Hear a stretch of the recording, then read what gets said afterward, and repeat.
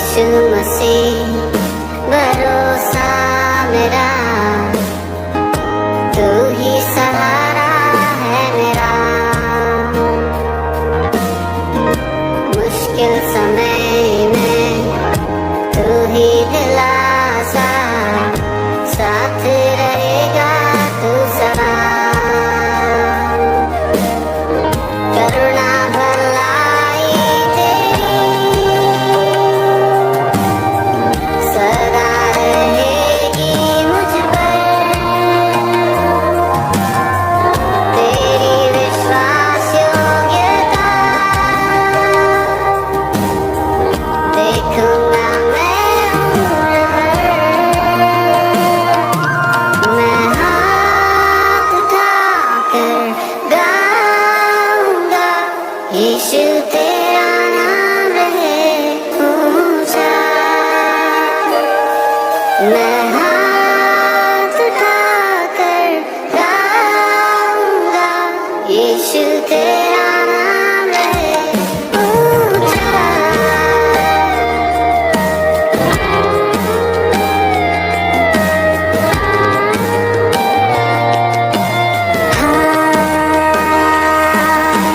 मौत से है बचाया तूने,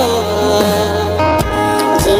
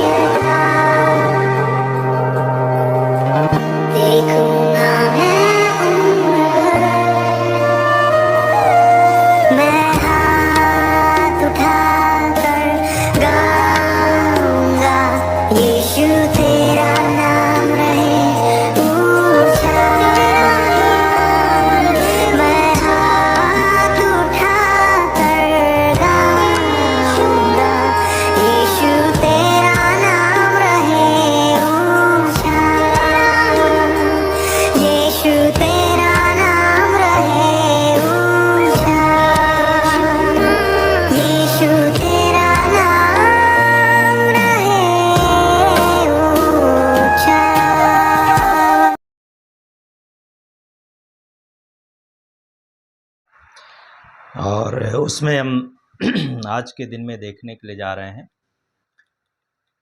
यहोवा का भय। यहोवा का भय या परमेश्वर का भय।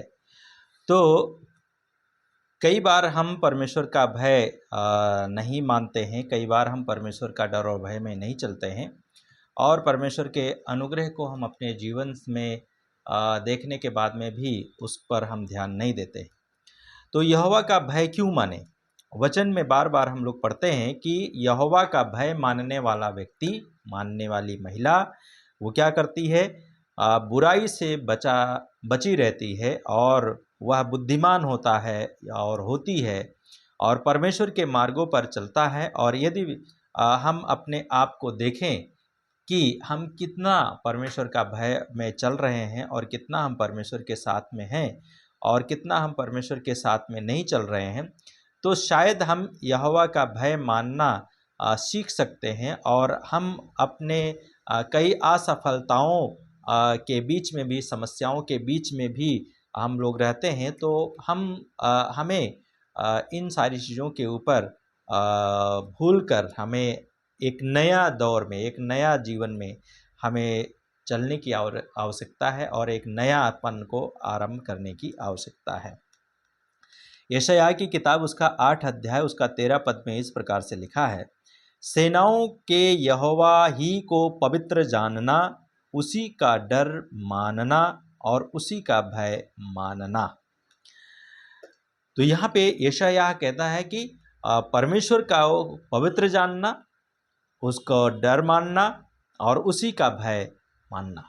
तो ये परमेश्वर का वचन हमें यहाँ पर याद दिलाता था और प्रायः हम उसी का भय मानते हैं और जिसकी आज्ञा का हमने सही रीति से पालन ना किया हो, या जो हमसे शक्तिशाली हो, या फिर जिसके पास अधिकार हो सांसारिक रीति से, और यदि हमें कोई उत्तरदायित्व सौंपा जाता है और सौंपा गया हो और हमने उसे विश्वास योग्यता से पूरा नहीं किया है, तो हमें उस व्यक्ति से भय लगता है और कहीं ना कहीं ऐसा ना हो जाए कि वह इस कार्य से वंचित कर दे हमें, और अतः हम उसका भय मानते हैं और जब आज्ञा का उल्लंघन करते हैं तब भी हम भयभीत हो जाते हैं। और उदाहरण के लिए अगर हम लोग देखें, यदि हम अपनी सरकार के नियमों का उल्लंघन करते हैं तो हम डरते हैं और हमें भय लगता है और हमें इस बात से डर लगता है कि हमें दंड मिलेगा। अतः हम दंड के भय के कारण क्या करते हैं? आज्ञा का पालन करते हैं। इस प्रकार सांसारिक रूप से भय मानने के कई कारण हैं जो उचित है और उनके परिणामों की गंभीरता को देखते हुए हम क्या करते हैं? भय हमें सही दिशा में चलने में हमारा सहायक होता है। तो यशायाह 8 का 13 में जिस प्रकार से वर्णन किया गया है कि वह बिल्कुल भिन्न है और शायद इसीलिए हम इस भय को मानने की चिंता नहीं करते हैं और प्रतिदिन वही निश्चयता पूर्वक अपने जीवन की यात्रा में बढ़ते जाते हैं और बढ़ते चले जाते हैं और हर वर्ष और हर एक समय, हर एक महीने अपने जीवन की इस सच्चाई को अनदेखा करते रहते हैं। तो हमें यहोवा का भय मानना है। तो क्यों मानना है? हमें परमेश्वर का भय क्यों मानना है? जैसा अभी हमने पढ़ा था कि सेनाओं के यहोवा ही को पवित्र जानना, पहली बात, और उसका डर मानना और उसका भय मानना। डर और भय में हमें रहने की आवश्यकता है परमेश्वर का, क्योंकि परमेश्वर क्या है? पवित्र है। परमेश्वर पवित्र है, इसलिए उसका भय मानना आवश्यक है। और इसलिए हमारा पिता परमेश्वर पवित्र है और वो हमसे चाहता है कि हम जो उसकी प्रजा हैं और हम उसके संतान बन चुके हैं, और इसलिए हमें क्या करना चाहिए? परमेश्वर का भय मानने की आवश्यकता है। लय व्यवस्था की किताब उसका 11 अध्याय उसका 44 और 45 पद में इस प्रकार से लिखा है। यहाँ पे लिखा है, क्योंकि मैं तुम्हारा परमेश्वर हूँ, इस कारण अपने को शुद्ध करके पवित्र बने रहो। ये आज्ञा है परमेश्वर की कि हम हर एक महिला, हर एक जन क्या हो जाए? वो पवित्रता का जीवन व्यतीत करे और पवित्र बने। और इसलिए हमें पवित्र बनने की आवश्यकता है, क्योंकि परमेश्वर कहता है, क्योंकि मैं पवित्र हूँ और मैं तुम्हारा परमेश्वर ठहरूँ, इसलिए कि तुम भी पवित्र बनो कि मैं पवित्र हूँ। तो हमें परमेश्वर पवित्र है, इसलिए हमें अपने जीवन में पवित्रता का जीवन व्यतीत करने की आवश्यकता है। प्रायः हम स्वयं अपने परिवारों या जीवन में इस बात के प्रयास में रहते हैं कि हमारे बच्चे हमारे परिवार के संस्कारों के अनुसार चलें। ये अच्छी बात है। पिता चाहता है कि बच्चे उनके ही जैसे बन जाएँ, माता चाहती है कि उनके जैसा बन जाए। पिता चाहता है कि उनके बच्चे जो है उनके जैसा व्यवसाय करना शुरू कर दें, उनके जैसा कार्य करना शुरू कर दें। यदि बच्चे माता-पिता के अनुसार नहीं चलेंगे तो माता-पिता को कितना अधिक दुःख होता है। और यही का तस्वीर हमारे स्वर्गीय पिता की भी है कि परमेश्वर हमसे चाहता है कि हम पवित्र बने, और इसलिए वचन में बार-बार हम पढ़ते हैं कि उसकी पवित्रता के हम खोजी बने, हम और परमेश्वर को हम अपनी पवित्रता का प्रमाण दें, और हमें आज्ञा देता है कि हम अपने माता-पिता के समान पवित्र बने। और जब हम इस आज्ञा का उल्लंघन करते हैं और पिता के मार्गों पर नहीं चलते हैं, तो क्या उसे भी उतना ही या उससे अधिक दुःख नहीं पहुँचता है, कष्ट नहीं पहुँचता है? क्या आपने कभी इस विषय पर गंभीरता के साथ में विचार किया है या नहीं किया है? तो हम बहनों को चाहिए कि हम पवित्रता का जीवन व्यतीत करें, ताकि हमारे बच्चे भी पवित्रता का जीवन व्यतीत करें। दूसरी चीज़ है यहोवा का भय मानने के लिए हम किन क्षेत्रों में पवित्र बनना है हमें। हम किन बातों में हम पवित्र बने और किन बातों में हम अपने जीवन को पवित्रता में लेकर चलें। तो पहला पतरस का किताब उसका 1 अध्याय उसका 15 पद में लिखा है, पर जैसा तुम्हारा बुलाने वाला पवित्र है वैसे ही तुम भी अपने सारे चाल चलन में पवित्र बनो। किस चीज़ में पवित्र बनने की आवश्यकता है? प्रिय बहनों, आपको अपने सारे चाल चलन में पवित्र बनने की आवश्यकता है, 1-2 में नहीं। बाइबल कहती है कि अपने तुम भी यहाँ लिखा है, पर जैसा तुम्हारा बुलाने वाला पवित्र है वैसे ही तुम भी अपने सारे चाल चलन में पवित्र बनो। सर्वप्रथम हमें अपने सारे चाल चलन में पवित्र बनने की आवश्यकता है। तब पहला थिस्सलुनीकियों 4:7 में लिखा है, क्योंकि परमेश्वर ने हमें अशुद्ध होने के लिए नहीं परंतु पवित्र होने के लिए बुलाया है। परमेश्वर ने हमें इसलिए बुलाया है कि हम पवित्र बने और पवित्रता में जीवन व्यतीत करें, इसलिए परमेश्वर ने हमें क्या किया है? बुलाया है। यदि हम अपने पवित्र पिता की संतान हैं तो वो हमारा पिता है, तो हमें भी अपने संपूर्ण जीवन में पवित्र बनना चाहिए और बनना है।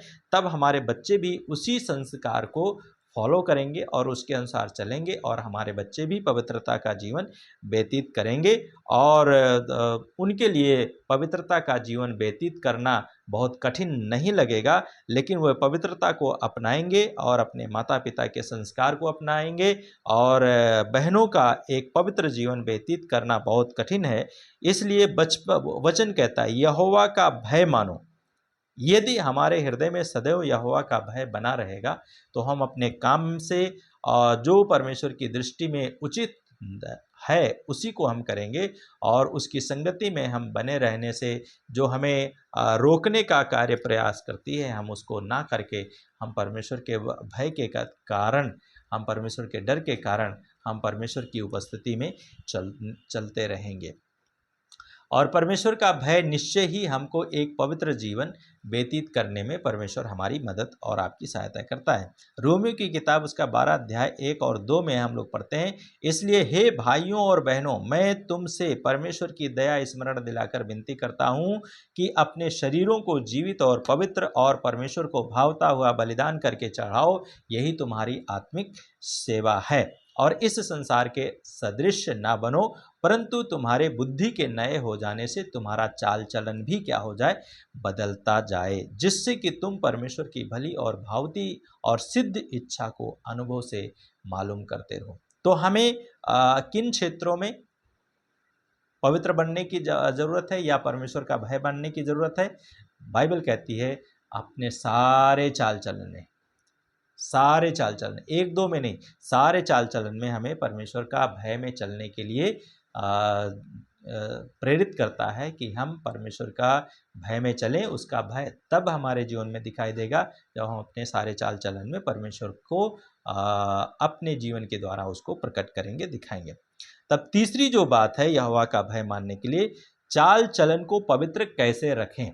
हम अपने चाल चलन को पवित्र कैसे रख सकते हैं, इस बात के ऊपर हम लोग विचार करेंगे। तो अभी रोमियो 12 का 2 में हमने पढ़ा कि जब हम इस संसार के सदृश ना बने, अर्थात इस संसार में हम हैं परंतु हम संसार के लोगों के जैसा व्यवहार ना करें। प्रायः बहुत सी बहनों का विचार है कि हमें संसार में रहना है और उसी के अनुसार हमें जीवन जीने की आवश्यकता है, जीवन जीना है, तो कैसे जीवित रहेंगे।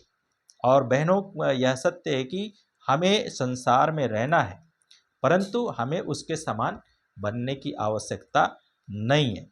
आज का संसार हम हर तरह के पाप को अपने चारों तरफ देखते हैं, बुराई को देखते हैं, दुराचार को देखते हैं और बुराई से भरा हुआ लोगों का जीवन देखते हैं और इसलिए हमें इन बातों को नहीं अपनाना है और हमें उसको फॉलो नहीं करना है, पर अपने पिता को प्रथम स्थान देते हुए, परमेश्वर को अपने जीवन में पहला स्थान देते हुए, अपने प्रत्येक मार्गों में उसका भय मानते हुए चलना है। जिस प्रकार से पौलुस कहता है कि इन पदों में कहता है कि जब मनुष्य की बुद्धि नई हो जाती है तब वह नए जीवन को प्राप्त कर लेता है, तो उसके चाल चलन में भी परिवर्तन आ जाता है और अब परमेश्वर का भय उसके अंदर है कि वह झूठ नहीं बोलेगा, क्योंकि ये परमेश्वर का स्वभाव में नहीं है, उसके पिता के स्वभाव में नहीं है और झूठ बोलने का परमेश्वर का इच्छा नहीं है या परमेश्वर के स्वभाव में नहीं पाया जाता है। इस प्रकार हमारा जीवन और हमारा चाल चलन जब पवित्र होगा तब हम परमेश्वर की संगति में और बड़े आनंद के साथ में बैठेंगे और बैठ सकेंगे और उसकी इच्छा को अपने जीवन में हम अनुभव से मालूम कर सकेंगे। तो इसलिए हमें चाल चलन को भी हम किस प्रकार से पवित्र कर सकते हैं, परमेश्वर के वचन के अनुसार चलने से। तो परमेश्वर के वचन के अनुसार जब हम चलेंगे तभी हमारा जीवन पवित्र बन सकता है। चौथी बात है यहोवा का भय महिलाओं को मानना चाहिए। चाल चलन को किन बातों से पवित्र करें, तो अभी हमने देखा कैसे पवित्र रखें, अभी हम देखने जा रहे हैं कि चाल चलन को किन बातों से हम पवित्र करें। तो हमें अपने चाल चलन को किन बातों से पवित्र करना चाहिए। गलातियों की किताब उसका 5 अध्याय उसका 13 पद में इस प्रकार से लिखा है, शरीर के काम तो प्रकट हैं, अर्थात व्यभिचार, हमें इससे अपने आप को क्या करना है, पवित्र करना है। गंदे काम, इससे भी अपने आप को पवित्र करना है। लुचपन, इससे भी अपने आप को पवित्र करना है। मूर्ति पूजा, इससे भी अपने आप को पवित्र करना है, बचा कर रखना है।